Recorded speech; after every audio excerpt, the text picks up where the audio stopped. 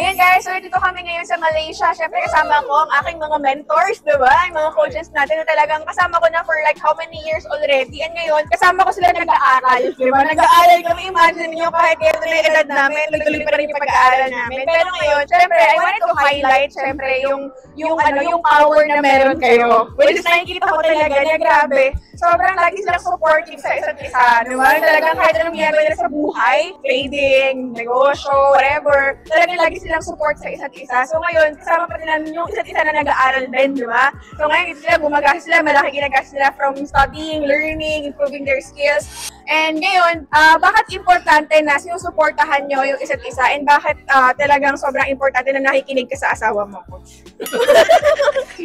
Ay, hindi kasi para mahal natin sa mga kalalaki yun. Yan ang isa sa pinakamagandang naitanong mo, sa dami ng naitanong mo, no? So, mahalaga na nakikinig sa asawa kasi sa part ng spiritual kasi, para sa akin, sa asawa pinapadaan ni Lord kung ano yung mga gustong sabihin sa akin.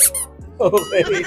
So, ayan po. And pangalawa po, yung lalaki, ako personally, hindi ko po alam, hindi naman sa lahat ng lalaki, medyo maraming ideas, implementation, strategy, etc. So in short, messy. Okay, padalhin ko na lang. At yung wife ko, siya yung nag-organize ng lahat ng yan. May mga talents, may mga gifts ako, may mga kakayanan ako na hindi ko kaya at hindi ito mai-scale kung ako lang. So kailangan ko ng something na magsusupport sa akin and magpapalabas ng potential na meron ako. Which is yung wife ko, yung nagpalabas ng true potential sa akin. Oh, grabe naman. Nakakatuwa naman. Sana lahat ng mga lalaki sa mga asawa nyo. And ganun kayo katulad kay Coach Edsel. Tignan nyo, sobrang successful tuloy ni Coach Edsel dahil nakikinig siya kay wifey. So kaya Ma'am Gad, bakit importante na nakikinig sila sa atin? Kasi sa amin kasing dalawa, mas nakikita ko kasi yung sarili ko na ako yung visionary eh.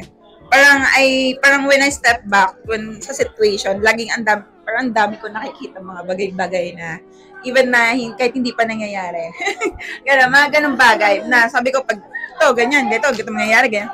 So, true enough, after how many months, nangyayari talaga siya. So, kumbaga parang many times naman na-improve naman. Maraming times. So, kaya pag minsan, pag mayroon siyang bagay na kahit na sinabi ko sa kanya na ganito, tapos ginawa niya pa rin, saan din na lang umiimik. Hindi ko na sinasabing, I told you so. Hindi ko na ginagawa kasi minsan alam ko na siya ma-open lang din siya eh. So, gano'n. So, pero sa isip niya, alam niya lang yun. Diba? Yun. So, yun. Talaga. So, hindi naman siguro, depende rin kasi sa babae. Hindi naman siguro lahat ng babae is, yun yung parang magaling sa gano'n. Oo, may kanya-kanya kasi, may kanya-kanyang strength and weaknesses. So, depende pa rin. So, pag naman kasi, syempre, makikinig ka lang sa asawa, paano kung distractions pala yung inaano niya sa'yo, diba? So, it depends. It depends pa rin. So, parang for me, hindi siya 100% na totally dapat makikinig sa asawa. Kasi nga, depende pa rin sa asawa. Kasi iba-ibang klase ng asawa. Yun. Kasi may mga asawa na talagang gastador yung babae, di ba? So, ano nangyayari? So, uubos na nila yung pera na pinaghirapan ng lalaki, di ba? Pero ngayon, back na naman tayo sa balik naman natin sa training natin sa GPI. Bakit importante na tuloy-tuloy yung pag-aaral natin kahit na, syempre, successful tayo, we are earning income, okay naman yung life natin. Bakit gumagastos tayo? Kasi ang mahal nito eh, di ba? Bakit gumagastos tayo sa pag-aaral pa din? Bakit kailangan natin tuloy-tuloy pa rin yung pag-improve kahit na we have businesses na? Ayan, so kailangan na tuloy-tuloy yung pag-aaral kasi mahalaga yung pag-aaral kasi para sa akin, sa more on awareness kasi para may idea po kayo, taga Polillo Island, Quezon po ako. So mangingisda po ako before na wala pa akong alam, awareness is hindi ko ine-expect na magne-negosyo. Hindi ko nakikita yung sarili ko na magne-negosyo ako. Ang nakikita ko sa sarili ko is kung ano yung nakikita ko sa mga magulang ko, which is nag-abroad sila. Doon din ako papunta, pero gusto kong yumaman. Pero hindi ko inaisip na sa pagne-negosyo kasi hindi ko nakita talaga. Pero noong na-invite ako sa mga trainings na libre, so doon ko nalaman na pwede pala akong umasenso, pwede rin pala akong magnegosyo. So kaya mahalaga sa akin yung mga learnings at libre yun. So dahil may learnings, lumawak yung yung awareness ko. At habang lumalawak yung awareness, lumalaki unti-unti din yung income. At kaya ang naging goal ko, ang mindset ko, lagi dapat na magtitira ako ng pera na budget ko para sa learnings. Dahil wala pa ako pera before, tiyagain ko lang yung libre. Libre mo na. So, ang goal is hindi lang kumita ng pera para makabili ako ng mga pangarap ko o pangangailangan ko. Gusto kong kumita ng malaki para may budget din ako para doon sa mga mamahaling training. The more na ma-afford ko na yung mamahaling training, the more na ibang awareness na. Kagaya ngayon, international na to.